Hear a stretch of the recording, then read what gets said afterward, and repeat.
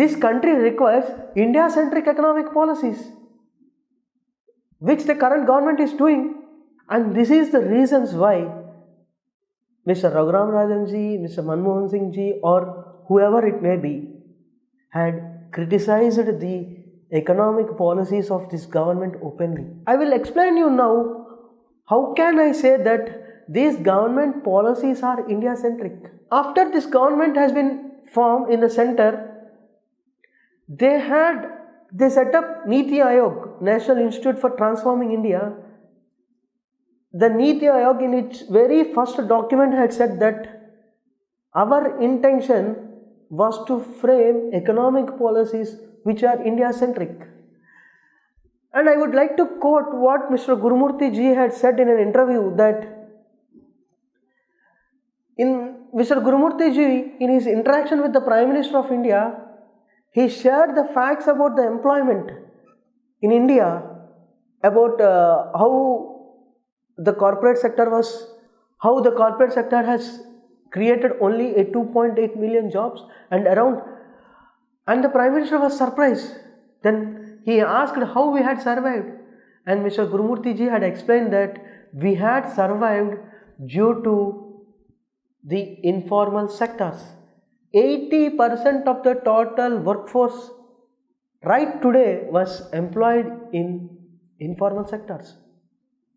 58 million units was providing 120 million employments, which was the highest employment generating sector. All this data is available in Economic Survey Report of India. After listening to this, the Prime Minister of India had came up with the idea of Mudra Yojana, which was slightly opposed by the Reserve Bank. Many of them has even started criticizing the Mudra Yojana by saying that out of the total beneficiaries, many of them have been lent only a very little amount of 40,000 to 50,000. What business they are going to set up with this as little amount of 40,000 to 50,000? I will explain you how this all happened. As I earlier quoted that a study among the informal sector establishment had revealed that around 20 to 30% of their initial capital was financed by their close relatives and family members. After globalization, after India turned as a market-based economy, the savings has been destroyed and it was ended up. But the government wants to substitute in the place of the traditional financiers so that it will give a boost to informal sectors. This was the intention of the government. The government wants to substitute in the place of 20 to 30% of the initial lending. The government intention was not that with 40,000, 50,000 they can establish a business. It was not the government intention. Government intention was to substitute the place of traditional financiers. And this is the reason why the government was very confident that Mudra Yojana will definitely give a good result.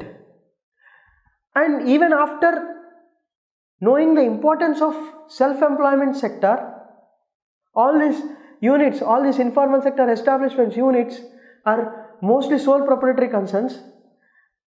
The Prime Minister, after recognizing their advancement, their importance, he advised the citizens of India, many graduates, to think of self-employment. In suggesting self-employment, he had just quoted an example of pakoda business. But unfortunately, the entire media, opposition parties had started shouting that the Prime Minister is saying to sell pakodas of graduates in India, which was completely wrong. It was a complete misunderstanding of what the intention of the Prime Minister was. The Prime Minister, after knowing the facts, after knowing the potentiality of the self-employment sector, and after knowing that how difficult the situation was, as the corporates were not in a position to generate new employment. So after developing an understanding about the situation, the Prime Minister has suggested to the citizens of India to think about self-employment.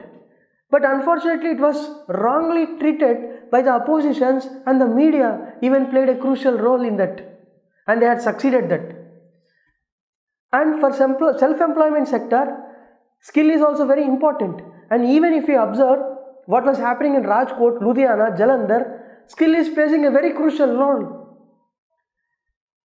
As the Indian civilization was very ancient, the civilization has helped for 1500 years for the glory of Indian economy.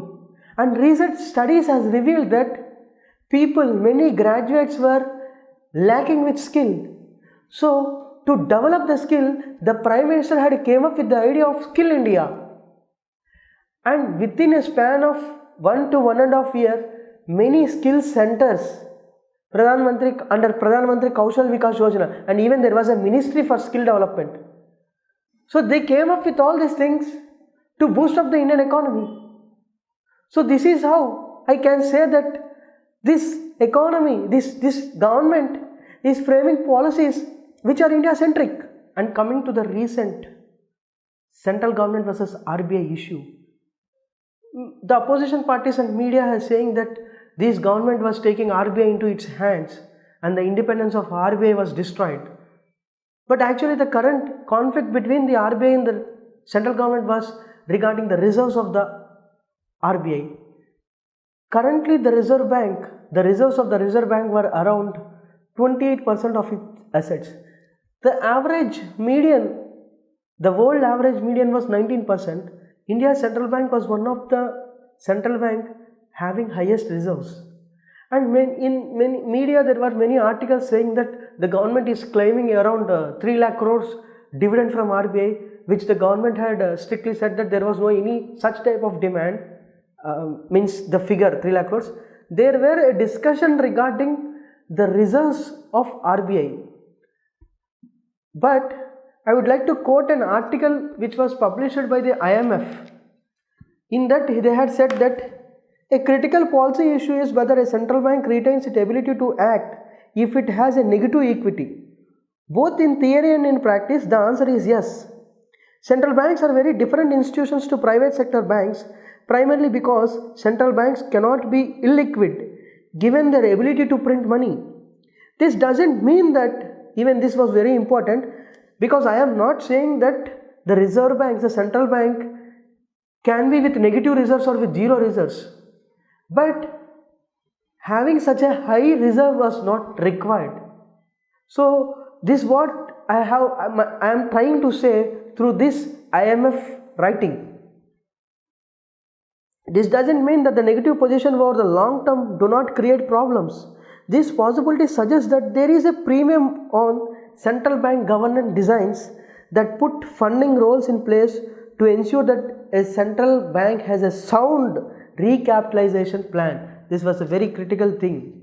So reducing the reserves and giving it as a dividend to the central bank doesn't create a very big problem to the Reserve Bank, and it was a very simple issue which RBI and the central government can solve, but opposition parties and media was unnecessarily creating some hype. I personally think so. And coming to the plan of demonetization and GST. Demonetization was, even though the Prime Minister has said that the intention of demonetization was to catch the black cash, but it has even more agendas. After demonetization, we had said many positive results, that the digital transactions has been increased, the number of tax returns has been increased, and even the very main issue of considering the market value as real value.